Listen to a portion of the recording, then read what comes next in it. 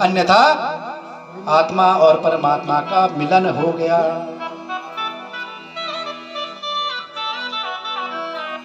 रासलीला भगवान ने की। एक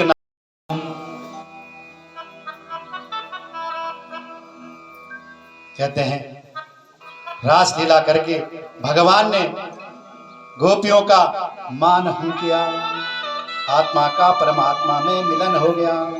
पुनः सुखदेव जी महाराज कह रहे हैं, राजन एकदा देव यात्राया गोपालाम जात कौतुका। वहां पे एक अजगर निकला और उसने सारे ग्वाल बालों नंद बाबा को निगलना प्रारंभ कर दिया। भगवान ने देखा कि नंद बाबा को निगल रहा है। भगवान ने पैर से स्पर्श कर दिया। भगवान के पैर के स्पर्श होने से कहते हैं वो सुंदर एक राजकुमार बन गया। तो अजगर लग गया था। इसलिए बात फिर वही आती है ना, ऋषियों को देख करके, ब्राह्मणों को देख करके, या किसी गरीब को देख करके, किसी संत को देख करके उसका उपहास जीवन में कभी मत करना। ये शिक्षा है। ये शिक्षा कौन दे रहा है? अजगर दे रहा है। अन्यथा ऋषि संत ब्राह्मण के शाप से द्वेषित हो जाओगे। किसी ब्राह्मण का मन का अपमान मत करना, इसके अधिकारों का हनन मत करना। ये शिक्षा है सज्जनों। शिक्षा लेके जाना, नहीं तो उस ऋषि की तरह, आज उन विद्याधरों की तरह हमारा जन्म अजगर का न बन जाए। वो तो उस समय की बात नहीं होगी। वो अजगर न जाने कैसा रहा, कोई प्रभु भक्त रहा होगा। प्रभु आकर के केवल स्पर्श मात्र से वो यमुना में जो है प्रभु का चरण स्पर्श हो गया और भगवान ने उसका भी उद्धार कर दिया। वो तो उस समय की बात थी सज्जनों, जब नारायण अवतार लेके आए थे। लेकिन आज तो अभी नारायण है नहीं। अगर हम ऐसी गलती करेंगे, न जाने। शास्त्र सावधान करते हैं। कहते हैं एक दिन यमुना की तट पर शंखचूड़ नाम का एक यक्ष ने गोपियों का हरण कर लिया। तब तो कहते हैं राम और श्याम ने उसका पीछा कर दिया। हरि ओम और एक घुसा दे मारा। और कहते हैं उसके सिर पर एक मणि थी, वो मणि भी उतार दी। रुपये दी जिन मिलना लड़े। शिक्षा ले लो सज्जनों। मैंने कहा ना, भागवत में प्रत्येक चीज से शिक्षा है। चाहे वो किसी राक्षस का ही क्यों न जन्म हो, उससे भी शिक्षा है सज्जनों। शंखचूड़ नाम का राक्षस था, उसके आगे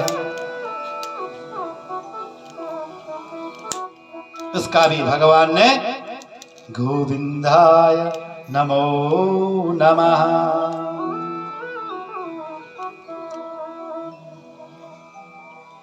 अरिष्टे निहते। तो नारद ने जब ये सब देखा तो नारद का काम है तो खबर भी तो भिजवानी है।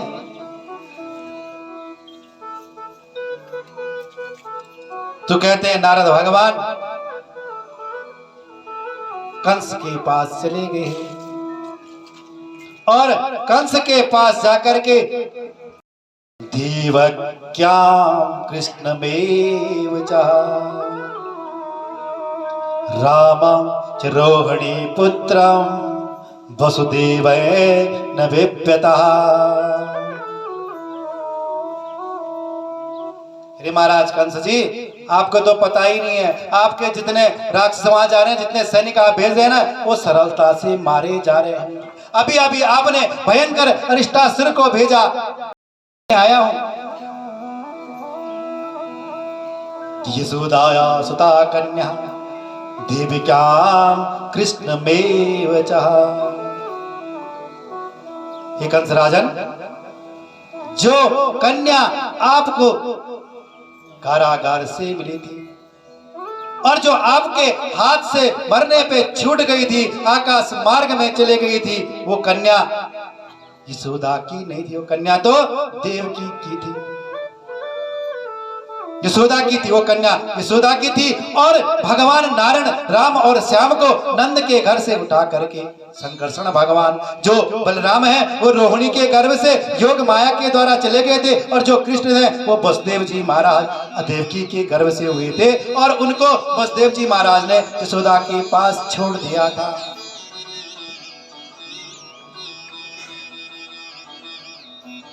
हरि वसुदेव को पता था कृष्ण यहाँ रहेंगे तो वो आपके भय से आप कृष्ण को मार देंगे, इसलिए उन्होंने आपके भय से उसको गोकुल में पहुंचा दिया था। कहते इतना सुनते ही नारद जी ने जब ये सारा संदेश बताया, कंस ने जब ये सुना तो हाथ में तलवार ले ली और तलवार लेकर के कहा, इतना क्रोधित हो गया कि मैं अभी वसुदेव जी को मार डालता हूं। लेकिन तब तक वहां नारद जी थे। नारद जी ने कहा, अरे महाराज वसुदेव को मार के क्या मिलेगा, ये तो वसुदेव जी की गलती नहीं है, ये तो जो तुम्हारे द्वारपाल वहां रखे थे ना उनकी गलती है। उन्होंने कैसे वसुदेव जी को वो कृष्ण को यशोदा के यहाँ ले जाते, कैसे ले गए, कैसे ले जाते, रोका नहीं। ये गलती तो उन द्वारपालों की, जो तुम्हारे सैनिक हैं उनकी है, इसमें वसुदेव जी का क्या दोष है। तो नारद जी ने वसुदेव की भी रक्षा की, और कहते हैं कंस ने वसुदेव देवकी को पुनः हथकड़ियों में डाल दिया, और आदि राक्षसों को बुला करके चारण मुष्टक कोला पीड़ महावत जितने सबको बुला करके कहा, अरे वीरो सुनो कि नंद ब्रजी किला साते, अब तो चतुर्दशी को ये यज्ञ करो। कहते हैं कंस ने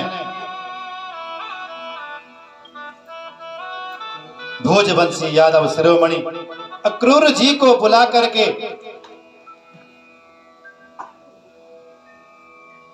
और कहा, महाराज अक्रूर जी तुम्हें मेरा एक कार्य करना होगा, आप मेरा ये कार्य कर दीजिए, मेरा एक मनोरथ है उसको पूर्ण कर दीजिए। और एक रथ दिया, इस रथ पे बिठा करके कृष्ण बलराम को धनुष यज्ञ के बहाने और यहाँ ये आना हम, क्योंकि इसके बाद जब मैं राम कृष्ण को अपने यहाँ यज्ञ में बुलाऊंगा और उनको मार दूंगा, तब तो मेरे ससुर जरासंध इत्यादि जो मंत्री गण हैं वो निष्कंटक राज्य करेंगे। और इस कार्य में आप बिल्कुल भी विलंब न कर दीजिए अक्रूर जी। अक्रूर ने सोचा ये मुझे कह रहा है कि राम कृष्ण को बुलाओ, वो तो छोटे बालक हैं, उनको मारना है। मन ही मन सोच रहे ये तो मेरी बस की बात नहीं, उनको मरवाने के लिए लाऊं, लेकिन क्या करूं, जहां रहना है उसकी आज्ञा माननी है। यही तो बात की, जहां धूर्त लोग हो जाते हैं वहां सज्जन लोगों को क्या करना पड़ता है, मजबूरी हो जाती है, उसकी आज्ञा माननी पड़ती है। धूर्त शासन, धूर्त सदस्य, धूर्त अध्यक्ष, धूर्त प्रधानमंत्री धूर्त ये हो जाए तो क्या करना पड़ता है, ऐसे तो होता है। जो अपनी चलाने वाले हो जाते हैं वहां यदि धर्म रहा भी हो तो धर्म कहां से रहेगा, वहां तो सारे अधर्मी ही तो आ जाएंगे। अपनी चलाने वाले, इसलिए उन्होंने कहा भाई तुम्हारे पीछे हैं, जब तक तुम्हारा राज है तब तक आज्ञा। नारद जी ने कंस को बता दिया और उधर गोकुल ब्रज में जाकर के हरि ओम श्री कृष्ण भगवान के पास गए, कृष्ण कन्हैया के पास गए और सारा संदेश कहने लगे। तुमीश्वरम स्वा सर्वमात्म माया विनर्मिता से विशेष कल्प हतोस्मि धूरा यदो वृष्टि सात्वता हे प्रभु,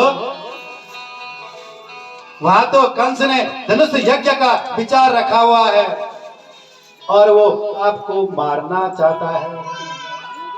वो तो एक बहाना कर रखा है, वो आपको मारना चाहता है। ये संसार जो ये दिखाई दे रहा है, ये तो आपकी योग माया है। और इस समय तो आपने लीला संवरण करने के लिए केवल मनुष्य रूप धारण किया है। सारी सृष्टि तो आपकी। हे प्रभु, मैं आपको प्रणाम करता हूं। और ये सारी बातें अब तो कहते हैं अक्रूर जी ने कंस की आज्ञा पाकर के, और मन ही मन आज कहते हैं अक्रूर जी महाराज, हरे ओम महा, मन में एक से एक विचार उनके आ रहे हैं और कह रहे हैं प्रभु, मैं आपके पास तो आ रहा हूं, क्या आप मुझे पहचानेंगे भी? क्योंकि आप तो सर्वज्ञ हैं, मैं आपको प्रणाम करूंगा, क्या मेरा कोई कृतार्थ हो जाएगा? इसलिए भगवान के पास जाना हो ना, मन में ऐसे विचार कर दिए, हे प्रभु, मैं आपके पास तो आ रहा हूं, लेकिन मेरे से कोई गलती हो, क्या आप मुझे स्वीकार कर लेंगे? मुझसे बहुत बड़ी भूल हो गई प्रभु। 7 दिन तक श्रीमद् भागवत ज्ञान रूपी अमृत बह रहा था प्रभु, मैं नहीं आ पाया, आज आया हूं प्रभु आपकी शरण में, मुझे वो 6 दिन का अमृत भी पिला देना। जो नहीं आए थे, ऐसी प्रार्थना करना ना भगवान से। अक्रूर जी यही तो कह रहे हैं, प्रभु हम तो माया में फंसे थे प्रभु, हम आपको जान नहीं पाए, इस बहाने तो प्रभु आपके दर्शन हो जाएंगे, क्या मैं आपके पास आऊंगा, आप मुझे क्षमा कर दीजिए। कहते हैं जो ही ब्रज में पहुंचे,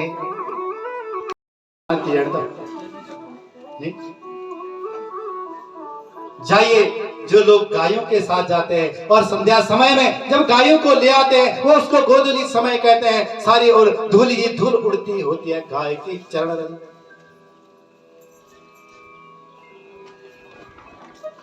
भगवान ने एक पीला पीतांबर ओढ़ रखा है।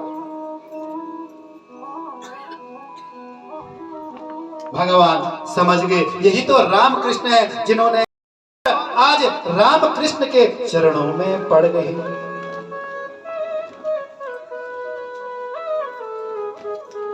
भगवान ने देखा एक भक्त चरणों में पड़ा हुआ है, भगवान उसको उठाने लगे और कहा स्वागतम भो हरे ओम महा। जब सारा समाचार कहते हैं आज गोकुल वासियों को पता लगा, सुबह ही भगवान ने देखा अब तो जाना ही है। भगवान तो पता था उनको कि मुझे अभी कंस का वध भी करना है।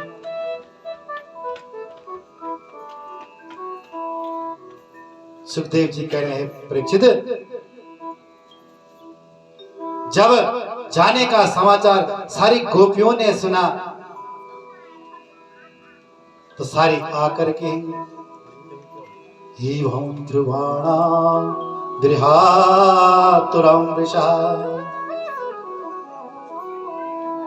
प्रजे स्त्रिया विसक्त मानसा वृषज्जलाज्जा रुरोदमात्म सुसरा गोविंददामो धर्माद्वेति।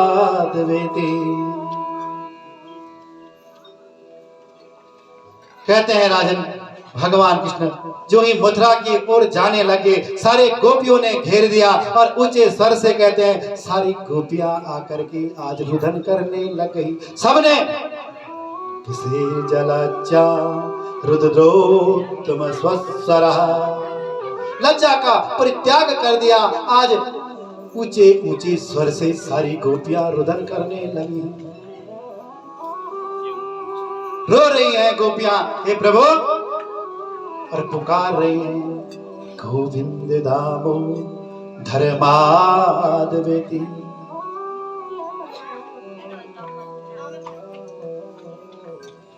छकड़ों को सबको सजा दिया। आज भगवान नंद सहित इसमें बैठ गए, छकड़ों पे बैठे, गाड़ियां बैलगाड़ियां उसमें बैठ गई। सारी गोपियां रुदन कर रही हैं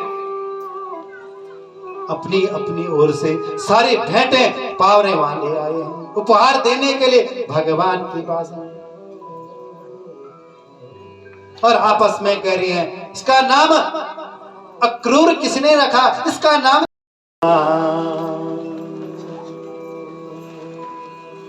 अब तो सब रथ में बैठकर के चलने लगे।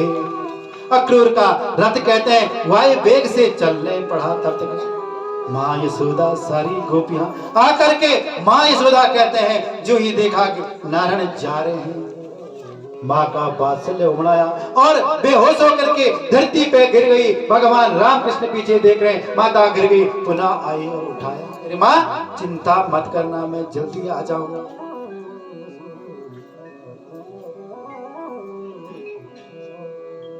पुनः रथ में बैठ गए। कहते हैं सारे लोग आज भी कहते हैं टकटकी लगा करके अक्रूर जी को के रथ को देख रहे हैं। इसमें भगवान जा रहे हैं।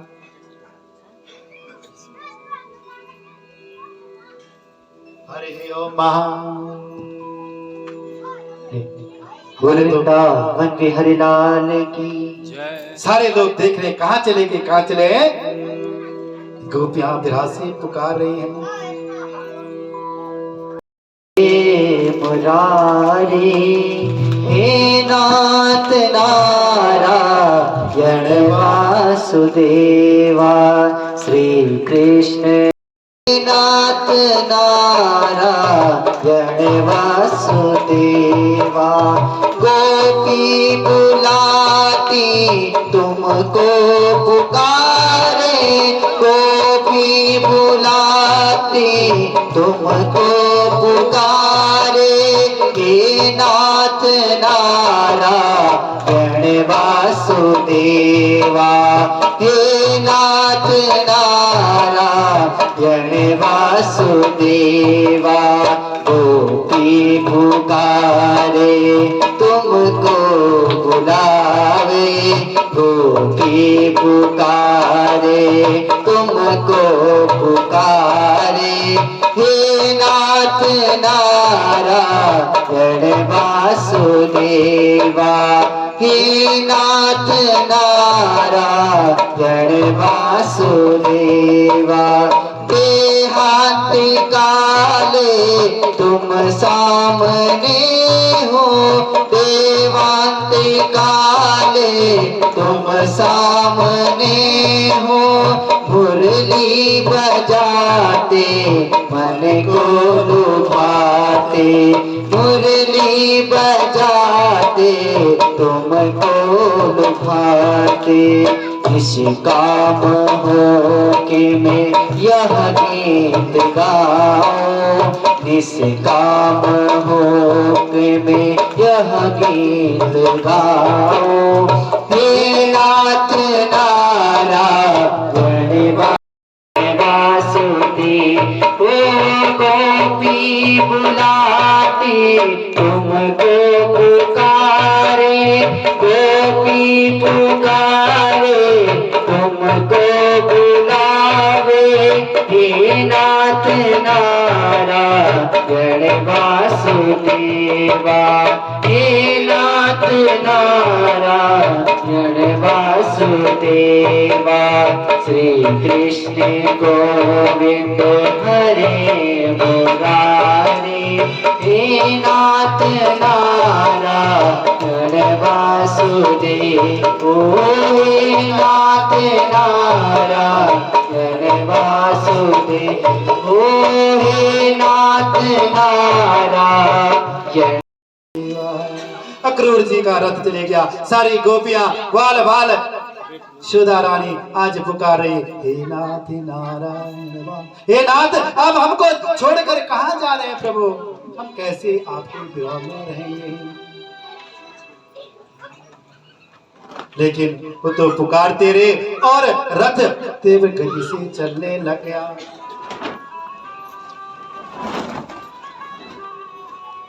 आगे जाकर के कहते हैं यमुना का किनारा आया तो अक्रूर जी ने सोचा कुछ विश्राम किया जाए, इसी बहाने कुछ पता किया जाए ये रामकृष्ण ये है कौन, पता तो लगाना है, कहीं कंस ने इनको मारने का षड्यंत्र किया है। तो विश्राम करने लगा, पानी का बहाना लिया, कहा महाराज ये रथ है ना, आप इस पे बैठे रहो, मैं थोड़ा यमुना जी में स्नान करके आता हूं। अक्रूर जी महाराज जो ही यमुना के अंदर स्नान करने लगे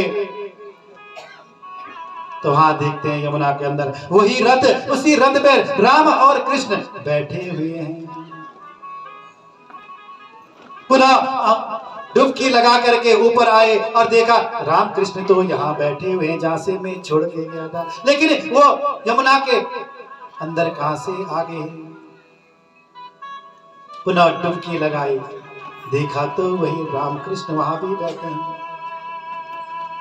कहते हैं सज्जनों, संत कहते हैं 108 बार आज अक्रूर जी ने यमुना जी में स्नान किया और 108 बार भगवान नारायण रामकृष्ण ने यमुना के अंदर और बाहर आज अक्रूर जी को अपने दर्शन दिए। कहा चाचा जी आप घबराओ मत, सर्वत्र मैं ही हूं।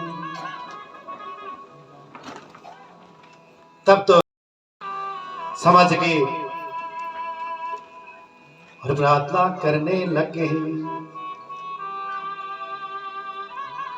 तो स्वयं तखिल है तुहे तो नारायण पुरुष माध्यमभ्याम यत्राभिजाता विंद कोसा ब्रह्मा विरासे यत एस लोका। हे प्रभु मैं समझ गया कि आप ही संपूर्ण संसार के हेतु हैं और आप नारायण पुरुष आप ही हैं, आप अव्यक्त बने हुए हैं। हे प्रभु संपूर्ण सृष्टि के पालक सब कुछ सहारक आप ही हैं, मैं अब जाके आपको समझ पाया हूं। और प्रणाम करके पुनः रथ पे आए, हरि ओम महा। भगवान कृष्ण ने पूछा अरे चाचा जी आपका चेहरा ऐसा लग रहा है कि कुछ आपने देखा होगा। कहा नहीं महाराज मैंने ऐसा अद्भुत तो कुछ नहीं देखा, पर एक ही चीज देखी प्रभु, मेरी समझ में आज आ गया, मैं जो अज्ञान बना हुआ था पता चल गया कि ये आकाश पृथ्वी जल चर ये जो कुछ है ये सब आप ही में समाहित है, आप अद्भुत हैं। इस प्रकार कहते हैं जो नंद आदि गोप थे वो तो भगवान राम कृष्ण से पहले ही मथुरा नगरी के बाहर पहुंच गए थे, उपवन में ठहर रहे थे। अक्रूर जी वहां गए और रथ को रोका, भगवान नारायण से कहा हे प्रभु वो सामने जो दिख रही है ना एक छोटी सी कुटिया, वो कुटिया मेरी है, कृपा करके मेरे घर चल करके मुझे कृतार्थ कर दीजिए प्रभु। जरूर आऊंगा, लेकिन अभी तो मैं जिस कार्य के लिए आया हूं वो कार्य मुझे करने दीजिए। और वहां पे रथ रोक करके अक्रूर जी ने कहते हैं कंस को सूचना दे दी। अब तो कहते हैं राम कृष्ण गोप वाले सारे जो हैं मथुरा में प्रवेश कर गए।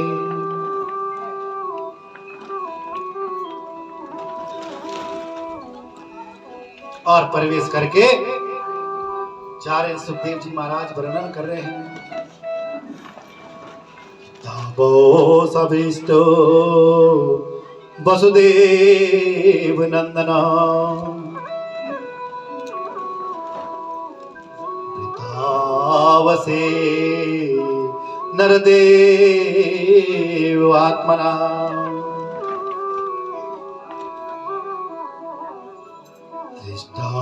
समेधा स्तरिता परास्त्रिया हरम्याणि चावा रुहो नुत्सुका। कहते हैं उस मथुरा के राजपथ पर वे ग्वाल बालों सहित भगवान कृष्ण और बलदेव ने जो ही प्रवेश किया, तो वहां की जो भी नर नारियां थी वे अपनी अट्टारियों से बाहर निकल पड़ी। कहते हैं जो जैसी वेशभूषा में थे, किसी ने वस्त्र उल्टे पहन लिए, किसने गहने उल्टे पहन लिए, गले का हार पैरों में पहन लिया, पैजमी को बाजूबंद में पहन लिया। ऐसे अनेक जिसको जैसा दिखा भगवान रामकृष्ण के दर्शन के लिए चल पड़े। कहते हैं राह में चलते ही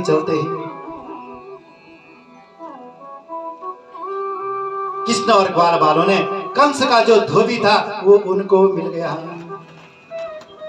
तो सारे वस्त्रों को धोबी घाट से धोकर के लिए भगवान ने कहा, अरे ये वस्त्र किसके हैं? ये वस्त्र हमें दे दो। क्योंकि भगवान के साथ जो ग्वाल वाले थे उन्होंने कहा, हे प्रभु ये वस्त्र बड़े सुंदर दिख रहे हैं, अगर हमारे पास ये वस्त्र हो जाते। भगवान ने कहा, चिंता मत करो, ये वस्त्र मैं तुम्हें दिला दूंगा।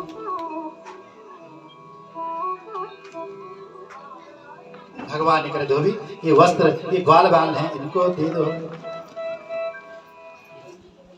तो कहते हैं वो धोबी ने भगवान को भला बुरा कहने लगा, अरे बनवासी तुम क्या जाते, ये तो राजसी वस्त्र है, तुम बनवासी क्या इन राजसी वस्त्रों को पहन पाओगे? उन्होंने कहा, अरे धोबी सोच समझ करके बात कर, तू क्या बात कर रहा है, किसको तू बोल रहा है? जबान को संभाल के बात करो। क्या बोल रहा है? एवं विकथा च मानसाया कुपितो देवकी सुता रजकस्यं कराग्रेण शिरकाया तपातय। कहते हैं जब वो धोबी भला बुरा भगवान नारायण को ग्वाल बालों को कहने लग गया, तब तक तो भगवान को गुस्सा आया और एक तमाचा दे मारा और धोबी का भी गोविंदाय नमो नमः सिर धड़ से अलग हो गया।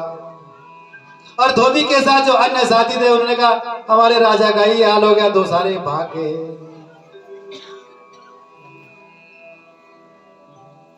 हरि ओम। और जो ग्वाल वाले थे वो सारे कपड़े लेकर के चलने लगे। कहते हैं चल रहे थे, वो कपड़े कहां ग्वाल बालों को फिट होंगे। उन्होंने कहा, कान्हा देख रहे ये कपड़े, अगर हम चलते रहेंगे ना, जो रास्ते का वो सारा धूल धाल है ना, वो सारे झाड़ों के रूप में ये बन जाएंगे।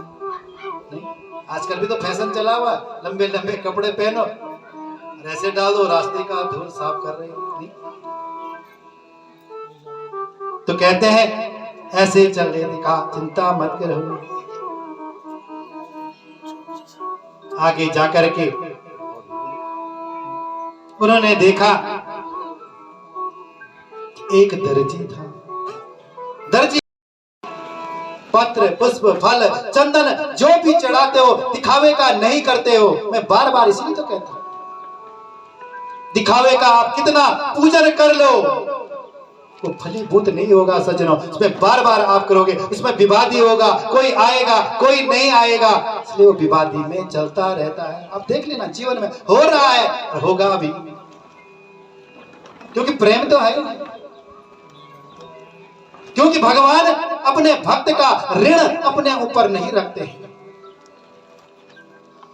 भगवान किसी भक्त के ऋण से ऋण होना चाहते हैं, किसी के ऋण में बंधना नहीं चाहते हैं। कैसे दिया ऋण? कुब्जा ने प्रेम से कहा, हे प्रभु मैं कंस भोजराज की दासी थी, लेकिन ये चंदन मुझे लग रहा आपको दे दूं। और भगवान को जो ही चंदन लगाया, भगवान ने कुब्जा का भी उद्धार कर दिया, ऋण दे दिया। ये जीवन में रख देख लेना। भगवान के पास जाओ, दिखावे कि राग द्वेष से मत जाना कि ऐसा करेंगे वैसा करेंगे, उसको बुलाएंगे इसको बुलाएंगे, उसको नहीं बुलाएंगे। ऐसा करके जाओगे तो आप, मैंने कह दिया ना, कितनी पूजा करोगे वो सफल नहीं होगी। हमेशा करते ही जाना, क्योंकि भगवान को केवल प्रेम से चंदन लगाओगे, भक्ति से श्रद्धा से चढ़ाओगे तो भगवान जैसे पूजा का उद्धार किया ऐसा आपका भी उद्धार कर ले। कहते हैं आगे चल करके हरे ओम आगे जा चलते चलते देखा कि एक रंगशाला में एक भयंकर धनुष रखा हुआ है। वहां पे सारे अंग रक्षक रखे हैं। उन्होंने रोकने की कोशिश की कृष्ण को, लेकिन रोक न पाए। घरेण भामे सलील मोदितामा संजस्य कृता निमेषणं पश्यताम्।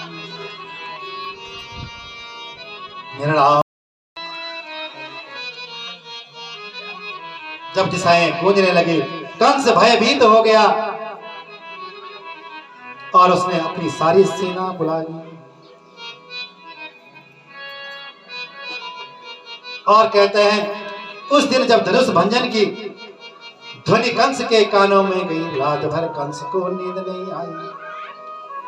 आज जो भी काली चीज दिखती है उसमें कंस को केवल कृष्ण ही नजर आता है। स्वप्न में उठते बैठते खाते पीते जो है कंस को केवल काली चीज में भी कृष्ण ही दिख रहे हैं।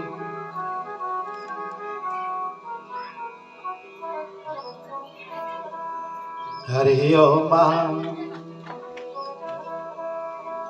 जिस प्रकार कहते हैं जब रावण ने सीता का हरण कर लिया था और रावण वध की तैयारी हो रही थी, रावण को भी तो यही सपना हुआ, जहां देखा केवल सीता मैया को देखता था कि ये सीता मैया, ये शक्ति रूप मेरा काल आ रखी है।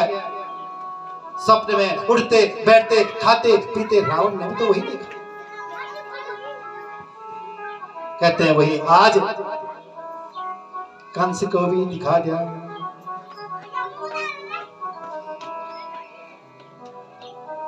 रात बीतने पे कहते हैं योद्धाओं को बुला करके कि भाई जाओ, रातों तलवार ले ली और खड़ा हो गया और पैतरे बदलने लग गया, भगवान पे प्रहार करने लग गया। काना रे गोकुल का मेरा काना रे, मेरा काना रे, काना रे नंद बाबा का हमारा है, मेरा काना रे, काना रे दुष्ट कंस दे मारी रे, मेरा काना रे, काना रे दुष्ट कंस दे मारी रे, मेरा काना रे। वसुदेवा को लाडो रे, मेरा काना रे, काना रे देवकी को प्यारो रे, मेरा काना रे, काना रे वसुदेवा को प्यारो रे, मेरा काना रे, काना रे देवकी को लाडो रे, मेरा काना रे, काना रे गोकुल का मेरा काना रे, नंद बाबा का दादा रे, मेरा काना रे, काना रे दादा रे, मेरा काना रे, काना रे। बोल वृंदावन बिहारी लाल की, व्यास जी महाराज की। ओम एकदंताय विद्महे वक्रतुंडाय धीमहि तन्नो दन्ति प्रचोदयात्। हरिद्वार है माए के तीन मन स्वरूप धारी माँ, हरिद्वार है कथा होगी समाप्त, 5:30 हो गया और आज है कथा का 6वां दिन भागवत का और कल लास्ट दिन है। कल की कथा होगी 11 बजे से शुरू। तो लोग अब सब आ जाने लगे, देख सकते आप। तो हम भी चलते हैं दोस्तों और अभी शाम के खाने की व्यवस्था भी करनी है परिवार वालों ने। तो अभी सब लोग प्रसाद ले रहे हैं और चाय पी रहे हैं। इसके बाद सब लोग घर चले जाएंगे। इसके बाद मिलेंगे दोस्तों शाम को या सीधे कल। ठीक है, बाय।